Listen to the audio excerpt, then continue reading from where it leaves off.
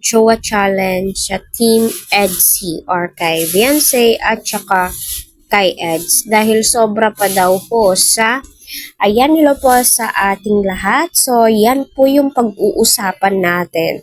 Unang-una gusto ko pong pasalamatan ang Team EDC, especially kay Kalinga Prab at sa buong team. Huwag po natin skip ang kanilang ads. Supportahan din po natin si Kuya Val Santos Matubang.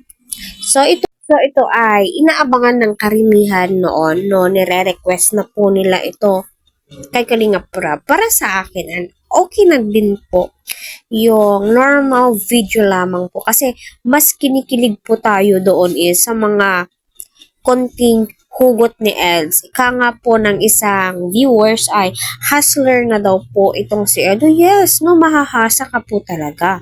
No, lalong-lalo na, no, ay kailangan yan no, para mas lalong ma-entertain yung mga tinutulungan nila Kalinga Prab, no? Kasi kung hindi po hahasain ni Edo yung sarili niya or hindi siya magiging hustler, my God, no, wala kang gana-ganang manood nung ganon, di ba?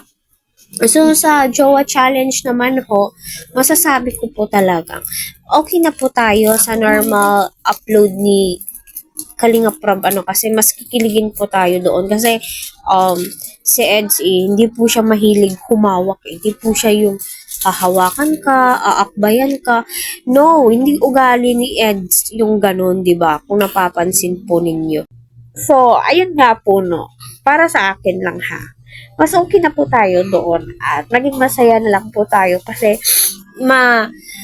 kasi kung the more na ipagpipilitan po natin yung ganun na Jowa Challenge is napakahirap naman din po kasi mag-a-adjust po itong si VNC.